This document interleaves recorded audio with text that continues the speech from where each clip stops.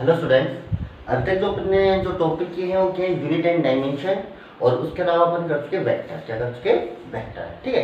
इसे पहले का एक चैप्टर है फिजिकल वर्ल्ड, जो कि पूरा थ्योरेटिकल है, ठीक है। वहाँ क्वेश्चन भी कम पूछे जाते हैं, इसलिए स्टार्टिंग में उसको छोड़ दिया गया था, ठीक है। अब मैं आपको करवा रहा हूँ ना, आपकी बुक का एनसीईआरटी का पहला चैप्टर है फिजिकल वर्ल्ड, है ना। अच्छा जी, ओके। और कुछ यूनिट एंड डायमेंशन के बारे में भी इसके अंदर देखेंगे थोड़ा थोड़ा। चलिए चालू करते हैं। फिजिकल वर्ल्ड क्या चीज? Physical world. फिजिकल वर्ल्ड सबसे पहले एक टर्म आती है साइंस, ठीक है। साइंस का मतलब होता है, साइंस मीन्स ऑर्गेनाइज्ड नॉलेज। क्या चीज? Organised knowledge.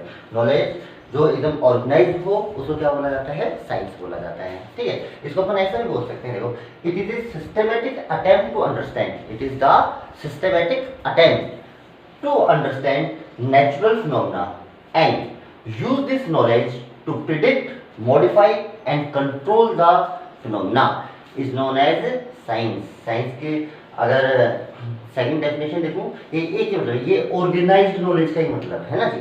क्या चीज है? It is a systematic attempt. What is the science? Science is a systematic attempt to understand natural phenomena and use this knowledge to predict, modify and control the phenomena. Okay, फिर उसके बाद जो second topic आता है, इसमें आता है scientific method. क्या चीज आता है? Scientific method.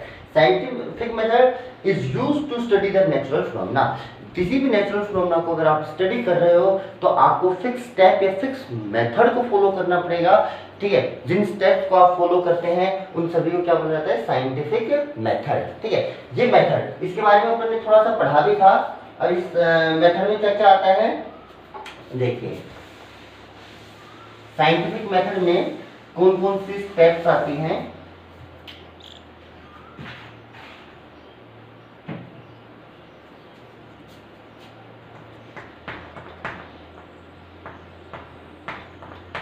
साइंटिफिक मेथड, इसके अंदर जो स्टेप्स होती हैं, पहली होती है ऑब्जर्वेशन। देखिए, पहली स्टेप होती है ऑब्जर्वेशन, है ना। यानी किसी भी फिजिकल फिनोमेना को ऑब्जर्व करना, है ना। अब देखो, ह्यूमन बीइंग है, इनकी स्टार्टिंग से एक मतलब कि आदत रही है, हैबिट रही है, ठीक है। ये फिजिकल जो अपने चारों तरफ फिजिकल फिनोमेना हो रही हैं, जो भी हैपनिंग्स हो रही हैं, उनको देखना और उनको आपस में रिलेट करना, है ना। ये ह्यूमन बिहेवियर रहा है स्टार्टिंग से ना। अच्छा, तो इसके अंदर देखो, जब भी सबसे पहला जो स्टेप आता है वो आता है ऑब्जर्वेशन। क्योंकि जब तक ऑब्जर्वेशन का मतलब किसी फिजिकल फिनोमेना को देखना, ऑब्जर्व करना। जब तक हम देखेंगे नहीं तब तक अपन सोच नहीं सकते। जब तक अपन देखेंगे नहीं तब तक अपन सोच नहीं सकते ना। कुछ देखेंगे तभी तो सोचेंगे, है ना। जैसे मान लीजिए बारिश आ रही है तो पानी ऊपर से नीचे गिर रहा है ना, इस टाइप का। तो मैंने ऑब्जर्व किया, तो ऑब्जर्व करूंगा तभी तो ऐसा कुछ सोचूंगा कि ऊपर से नीचे क्यों गिरा, या ये काम ऐसा नदी बह रही है तो इधर से इधर बह रही है तो ये इधर ही क्यों बह रही है। ऐसा कुछ देखेंगे तभी तो अपन सोचेंगे। तो फर्स्ट स्टेप होता है ऑब्जर्वेशन, फर्स्ट स्टेप होता है ऑब्जर्वेशन। दूसरा होता है कंट्रोल एक्सपेरिमेंट।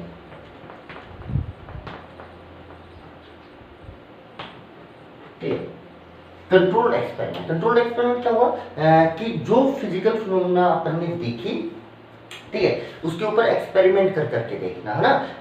उस टाइप की कंडीशंस डेवलप करना जिस कंडीशंस में अपन ने फिनोमेना देखी थी, और उसके बाद उस फिनोमेना को रिपीट करवा कर देखना। इसको बोलते हैं कंट्रोल एक्सपेरिमेंट। कंट्रोल एक्सपेरिमेंट के बाद जो आता है वो आता है थर्ड, क्वालिटेटिव एंड क्वांटिटेटिव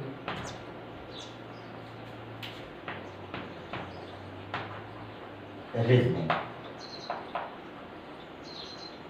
ठीक, चलिए। अरे मैं आपको एग्जांपल से सुनाता हूँ क्योंकि आप 9th क्लास में पढ़ चुके हैं। जैसे मान लीजिए आप जानते हो कि जो ग्रेविटेशनल फोर्स होता है Gm1m2/r² होता है। Yes sir. अच्छा, अब मुझे बताइए कि दो ऑब्जेक्ट्स के बीच में सेपरेशन बढ़ेगा तो फोर्स घटेगा, है ना। तो सेपरेशन बढ़ने पे फोर्स घट रहा है, सेपरेशन कम होने पे फोर्स की वैल्यू बढ़ रही है, ठीक है। इसको तो बोलते हैं क्वालिटेटिव एनालिसिस, है ना। अपन बता रहे हैं कि ये फोर्स डिस्टेंस के साथ बढ़ता है या घटता है ना, इक्वालिटी। अच्छा, अगर मैं ये बताऊं कि डिस्टेंस डबल होने पे फोर्स 1/4 हो जाएगा, ठीक है, इसको बोलते हैं क्वांटिटेटिव। यानी मैं एकदम फिक्स जब उसको क्वांटिटी प्रोवाइड कर रहा हूँ, क्वांटिटी से डिनोट कर रहा हूँ कि डिस्टेंस डबल होने पे फोर्स 1/4 हो जाएगा, है ना, उसको बोलते हैं क्वांटिटेटिव, ठीक है। तो थर्ड स्टेप होती है उसकी क्वालिटेटिव और क्वांटिटेटिव रीजनिंग, क्वांटिटेटिव एनालिसिस करना और उसका क्वांटिटेटिव एनालिसिस करना, ठीक है। अच्छा, इसके बाद जो आपकी आती है फोर्थ प्रोसेस, क्या आती है फोर्थ, पहली ऑब्जर्वेशन, दूसरी कंट्रोल्ड एक्सपेरिमेंट, तीसरी क्वालिटेटिव एंड क्वांटिटेटिव रीजनिंग, और नेक्स्ट जो आती है फोर्थ स्टेप वो होती है मैथमेटिकल मॉडलिंग, ठीक है।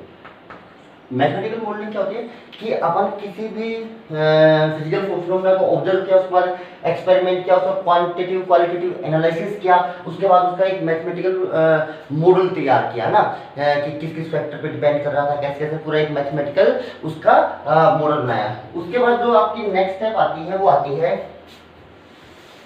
नेक्स्ट स्टेप आती है जो इसके अंदर फिफ्थ, वो आती है प्रिडिक्शन, ठीक है, कि उस एनालिसिस से जो जो मुझे पता चला है ना, ये प्रिडिक्शन करना, है ना, कि जो जो मुझे पता चला कि अच्छा ऐसा होता है, ऐसा होता है, समथिंग, है ना, जो मैंने प्रिडिक्शन उससे निकाला, है ना। और सिक्स्थ उसका वेरिफिकेशन, या इसको मैं फाल्सिफिकेशन भी बोलता हूं, फाल्सिफिकेशन भी बोलते हैं, है ना। लास्ट में उसको क्या कर देते हैं अपन, वेरीफाई कर देते हैं, क्या कर देते हैं, वेरीफाई कर देते हैं। तो देखो कुल मिला के अभी तक मेरे को जो समझ में आया वो ये समझ में आया कि साइंस क्या होता है, एक ऑर्गेनाइज्ड नॉलेज होती है, ठीक है। ऑर्गेनाइज्ड नॉलेज क्या होता है भाई, ऑर्गेनाइज्ड नॉलेज ऐसा होता है जिससे मैं किसी भी फिजिकल फिनोमेना को इजीली रिलेट कर सकूं, मॉडिफाई कर सकूं, प्रिडिक्ट कर सकूं, है ना जी। अच्छा, उसके बाद जो साइंटिफिक अप्रोच आती है, साइंटिफिक मेथड आता है, उसमें मेनली कितनी स्टेप्स होती हैं, 6 होती हैं। फर्स्ट कौन सा होता है भाई, ऑब्जर्वेशन, फिनोमेना को ऑब्जर्व करते हैं, ठीक है। सेकंड जो उसके अंदर होता है ऑब्जर्वेशन के बाद क्या था, ऑब्जर्वेशन के बाद फर्स्ट स्टेप तो क्या थी आपकी, ऑब्जर्वेशन। सेकंड स्टेप ऑब्जर्वेशन के बाद थी आपकी एक्सपेरिमेंट, क्या थी, पहली observation, second controlled experiment, third quantitative and qualitative analysis या रीजनिंग, नेक्स्ट आपकी मैथमेटिकल मॉडलिंग, नेक्स्ट आपकी प्रिडिक्शन, और उससे जो लास्ट वाली है आपकी वो क्या थी, वेरिफिकेशन। क्या चीज थी, वेरिफिकेशन। ओके, चलिए next, no theory is final. Next statement है नो थ्योरी इज फाइनल, कि कोई भी ऐसी थ्योरी नहीं है जो फाइनलाइज है जिससे सारे फिनोमेना को मैं एक्सप्लेन कर सकता हूं। देखो किसी भी आप एक चीज को समझिए, है ना, किसी भी फिनोमेना को या एक्सपेरिमेंट को कैरी आउट करने के लिए अपन को कुछ थ्योरी की जरूरत पड़ती है जो उसको सपोर्ट करता है ना। उस थ्योरी के अकॉर्डिंग अपन उस एक्सपेरिमेंट को कैरी आउट करते हैं, उस थ्योरी के अकॉर्डिंग अपन कुछ रिजल्ट्स बनाते हैं ना।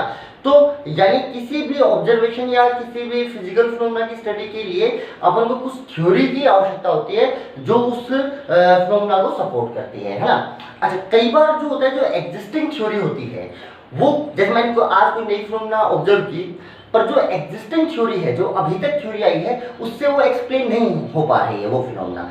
अगर वो फिनोमेना एक्सप्लेन नहीं हो पा रही है तो अपने पास दो तरीके होते हैं, या तो कोई नई थ्योरी अराइज होती है जिससे उस फिनोमेना को एक्सप्लेन किया जा सकता है, या फिर जो एग्जिस्टिंग थ्योरी होती है उसके अंदर मॉडिफिकेशन करे जाते हैं, ठीक है। तो यानी जैसे मैंने आज कोई थ्योरी दी है ठीक है, वो थ्योरी हमेशा ही वैलिड हो ये कोई जरूरी नहीं है ना। कल नई थ्योरी, कहीं नया ऑब्जर्वेशन मिलेगा अपन को, तो हो सकता है वो थ्योरी उसको एक्सप्लेन कर भी पाए या नहीं कर पाए। हो सकता है मुझे आज तक जो थ्योरी एकदम करेक्ट लग रही है उसमें कल मॉडिफिकेशन करना पड़े, है ना। जैसे मैं आपको एग्जाम्पल के तौर पर बताता हूँ, जैसे मान लो जो आपका ये था बेंडिंग ऑफ लाइट, क्या था, बेंडिंग ऑफ लाइट, जो लाइट आप पढ़ते हो, रिफ्लेक्शन रिफ्रैक्शन वगैरह आप 10th में पढ़ते आए होंगे ना ऑप्टिकल फिनोमेना में, ठीक है। इनको एक्सप्लेन करने के लिए जो थ्योरी आई थी वो थी वेव थ्योरी, क्या थी, जो बेंडिंग ऑफ लाइट को एक्सप्लेन करती थी, ठीक है। अच्छा, थोड़े दिन बाद एक नया इफेक्ट जो आप आगे जाके 12th में पढ़ने वाले हो, उसको बोलते हैं फोटो इलेक्ट्रिक इफेक्ट, है ना। वो भी लाइट के एक फिनोमेना थी, फोटो इलेक्ट्रिक इफेक्ट। जब उस फिनोमेना का पता चला तो wave theory is unable to explain this phenomena. तो वेव थ्योरी इस फिनोमेना को बता नहीं पा रही थी, एक्सप्लेन नहीं कर पा रही थी कैसे हो रहा है। तो एक नई थ्योरी क्वांटम थ्योरी अराइज हुई, एक नई थ्योरी आई क्वांटम थ्योरी, उसके लिए। तो इस टाइप से आपको बोला गया कि no theory is the final in the science. कोई भी थ्योरी साइंस के अंदर फाइनल नहीं है, यानी उसके अंदर हमेशा मॉडिफिकेशन की आवश्यकता, मतलब कि आवश्यकता नहीं बोल सकते, मतलब कि मॉडिफिकेशन की गुंजाइश तो हमेशा रहती है ना। वो तब तक ही है जब तक वो सभी फिनोमेना जो अपन को मिलती जा रही है उनको एक्सप्लेन करती जा रही है, जब तक ठीक है। जिस दिन नहीं कर पाएगी उस दिन या तो नई थ्योरी आएगी, यानी वो थ्योरी सफिशिएंट नहीं पड़ेगी, या फिर उसके अंदर कुछ मॉडिफिकेशन करना पड़ेगा। इसलिए बोला जाता है no theory in science is final. कोई भी थ्योरी साइंस के अंदर फाइनल नहीं है, ठीक है। अच्छा जी, नेक्स्ट आता है ब्रांच ऑफ साइंस। क्या आता है, ब्रांच ऑफ साइंस। साइंस को ब्रॉडली 3 कैटेगरी में डिवाइड किया गया है। साइंस के 3 पार्ट, पहला आ गया फिजिक्स, दूसरा आ गया केमिस्ट्री, और तीसरा आ गया बायोलॉजी। ये 3 पार्ट है भाई साइंस के मेनली। साइंस के मेनली 3 पार्ट है ना, ओके। फिजिक्स, केमिस्ट्री और बायो, ठीक है। ऐसे तो साइंस की वैसे तो बहुत सारी ब्रांचेस हैं, है ना, ब्रॉडली। अगर ये नेचुरल साइंस को अगर अपन डिवाइड करें तो ब्रॉडली 3 इसकी ब्रांच बनती है। इनमें जो सबसे पहली ब्रांच है जो अपन को पढ़ना है वो पढ़ना है अपन को फिजिक्स। क्या पढ़ना है, फिजिक्स। अच्छा, फिजिक्स क्या होता है बेटा, ये होता है study of basic laws of nature, study of basic law of nature and there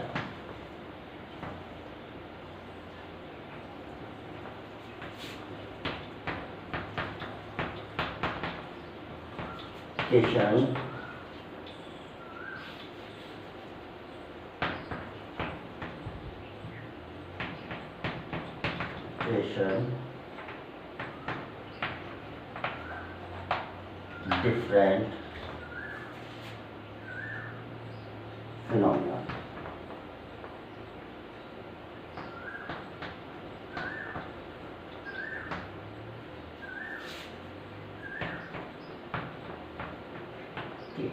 ये होता है फिजिक्स को, ठीक है। तो what is the physics? Physics is the study of basic law of the nature. यानी कुल मिला के फिजिक्स इतना ही है जो नेचर की बेसिक लॉ है उनकी स्टडी करना, और उन बेसिक लॉज के अकॉर्डिंग दूसरी फिनोमेना को समझना। इनको किसको क्या बोला जाता है? फिजिक्स बोला जाता है ना। Physics is the study of the basic law of nature and their manifestation in different phenomena, ठीक है। तो बेसिक लॉज की जो स्टडी होती है उसको क्या बोला जाता है? आपके नेचर की जितने भी बेसिक लॉ है, जैसे ग्रेविटेशन लॉ हो गया, और आप धीरे धीरे और भी बहुत सारे पढ़ने वाले हो, उनकी स्टडी को क्या बोला जाता है? फिजिक्स। और उनकी अदर फिनोमेना में जो एप्लीकेशन होती है या इन्वॉल्वमेंट होता है, उनकी स्टडी को क्या बोला जाता है? आपका फिजिक्स बोला जाता है, ठीक है जी। अच्छा, ये फिजिक्स के बाद आता है प्रिंसिपल थ्रस्ट इन फिजिक्स।